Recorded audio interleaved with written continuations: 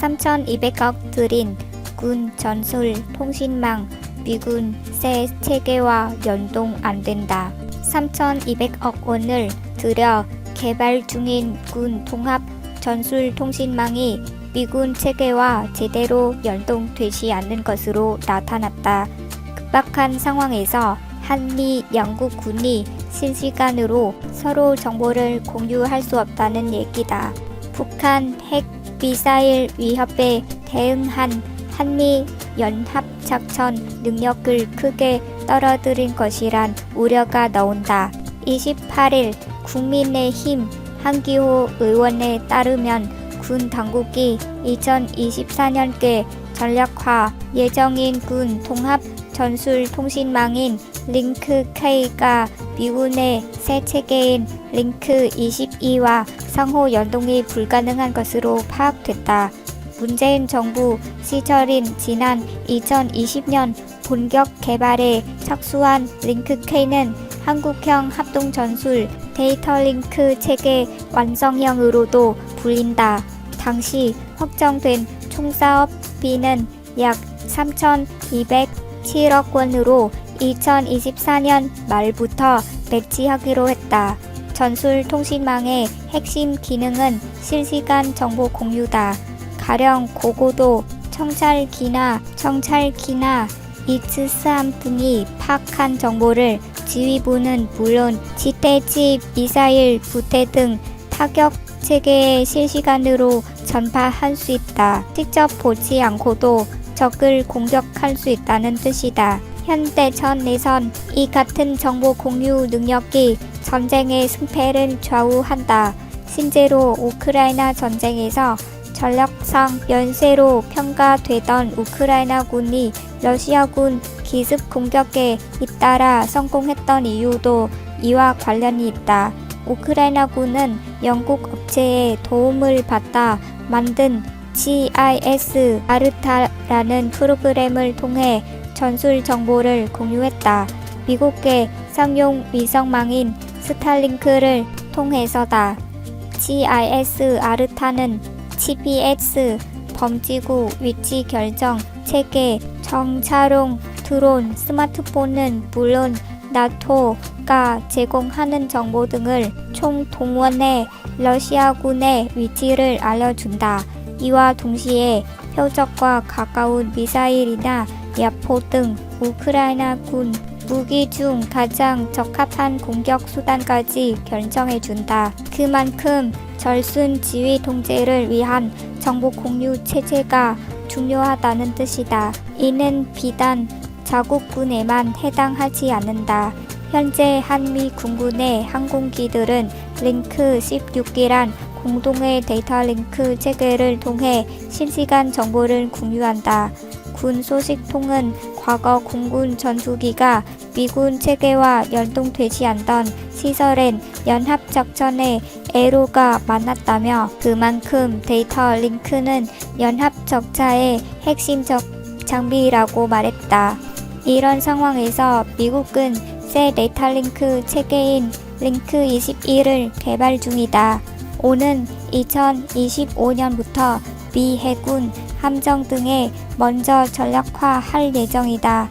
그런데 한 의원은 대북 억지력의 핵심인 한미 연합작전 능력을 생각할 때 현 상황은 매우 심각하다며 철통 같은 한미 동맹이란 말이 구호에만 그치지 않도록 하루빨리 데이터 링크 체계 연동 문제를 해결해야 한다고 말했다. 동해에 뜬 레이컨함 미 핵항모 4년 만에 연합훈련 참가 부산에 입항했던 미국 해군 항공모함 강습단이 새흘 만인 26일 오전 동해로 이동했다.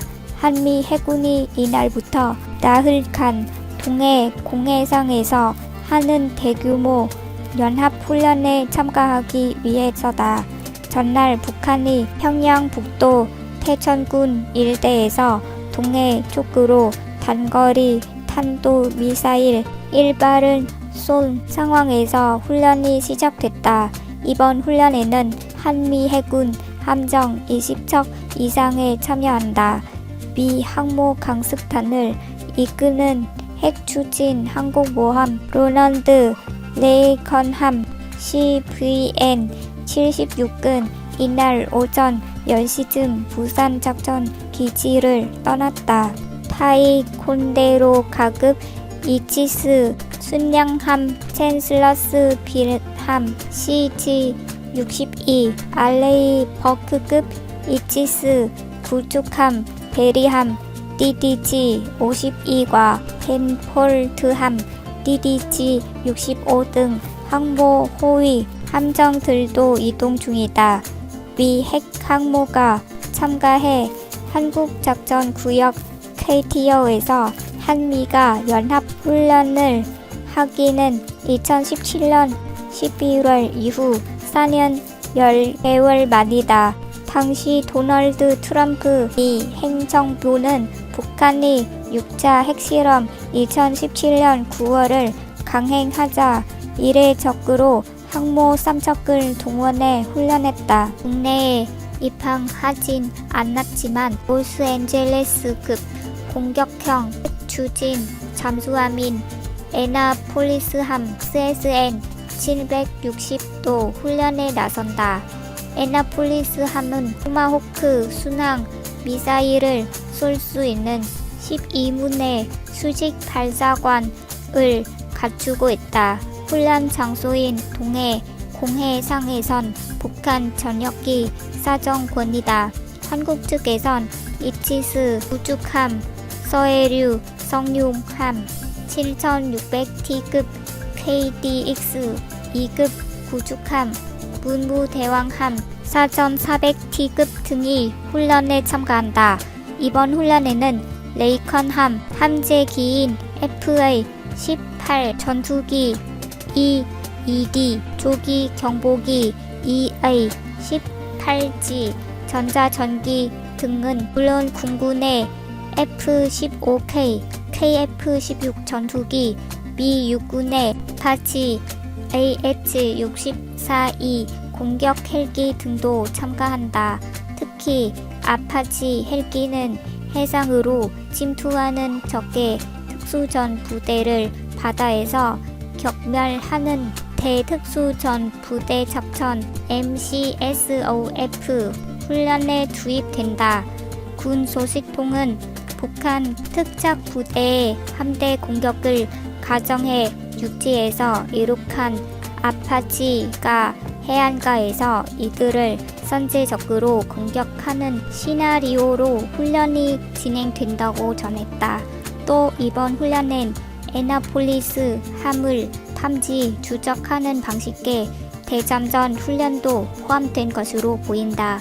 동해 해저에서 을민히 기동하는 핵 잠수함을 탐지 추적하는 훈련은 사실상 북한 잠수함을 겨냥해 잠수함 발사탄 도미사일 도발 등을 억제하고 대응하기 위한 것으로 관측된다. 이번 훈련이 지난 5월 한미 정상회담에서 합의한 미국 전략자산 전개의 신호탄이 만큼 북한은 훈련 전날 SRBM을 쏘는 등 민감하게 반응하고 있다.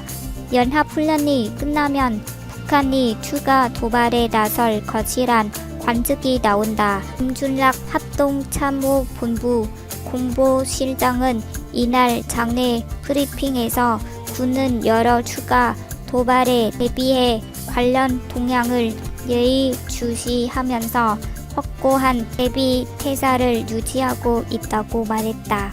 다만 시진핑 중국 국가주석의 3년임을 결정하는 중국 공산당 20차 전국 대표 대회 당대회가 다음 달 16일 개막할 예정이어서 북한이 도발 수위를 조절한 것이란 관측도 나온다.